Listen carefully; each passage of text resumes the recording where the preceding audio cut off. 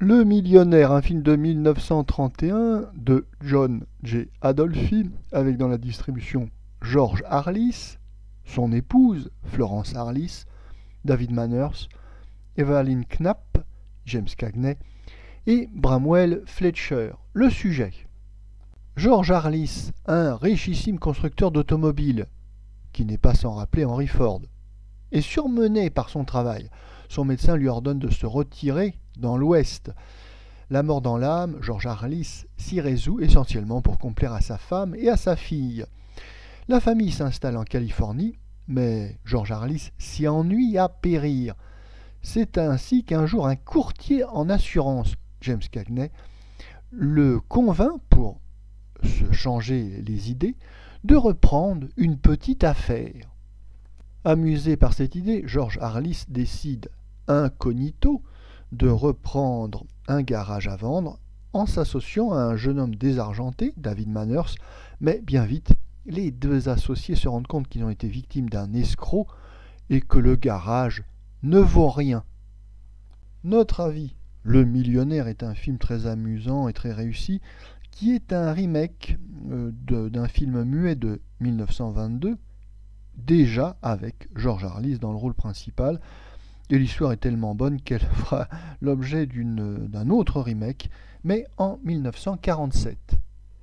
Un bon film, c'est avant tout une bonne histoire, il faut reconnaître que celle-ci est assez rigolote, cette aventure d'un millionnaire qui s'ennuie à mourir dans sa villégiature où il est censé reprendre des forces est assez amusante, et puis l'idée de reprendre une affaire, de redémarrer à zéro un business, bon, c'est un très bon point de départ.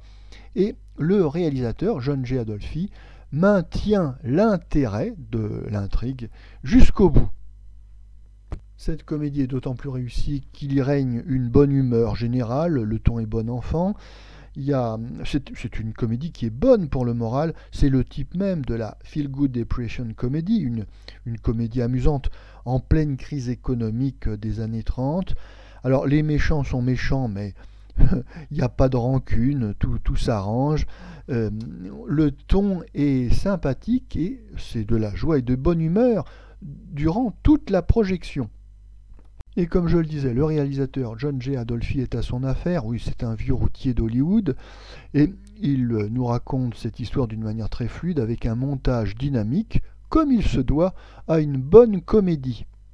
Et puis dans ce film, il y a George Arliss, qui est une institution en 1931. George Arliss est un acteur anglais qui est passé du théâtre au cinéma muet, au cinéma parlant où il réussit fort bien. D'ailleurs, il a signé avec la Warner, il va tourner 10 films où, privilège, il co-dirige un peu le film et il met en scène, d'une manière informelle certes, mais enfin en tout cas il a une grande liberté de jeu et d'action.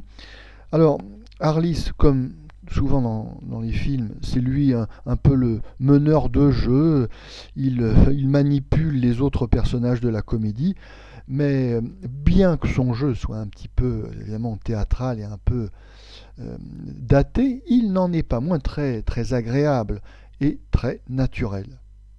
Et d'ailleurs, on ne peut pas manquer de remarquer la scène entre George Arliss, donc une institution, et le tout jeune James Cagney, qui a donc une petite scène mais très importante, du placier en assurance qui va convaincre le millionnaire de redémarrer une nouvelle vie. Cette scène est excellente et on voit toute la différence qu'il peut y avoir entre un comédien de théâtre et un acteur de cinéma. James Cagney est un vrai rentre-dedans, tout en étant sobre dans son jeu, mais on ne peut évidemment que le remarquer, il saute aux yeux. Et d'ailleurs, pour interpréter cette scène qui est importante dans le film, George Arliss lui avait fait passer une audition pour s'assurer de la qualité de son jeu, et les deux hommes avaient sympathisé. Oui, décidément, ce film ne réserve que de très bonnes surprises.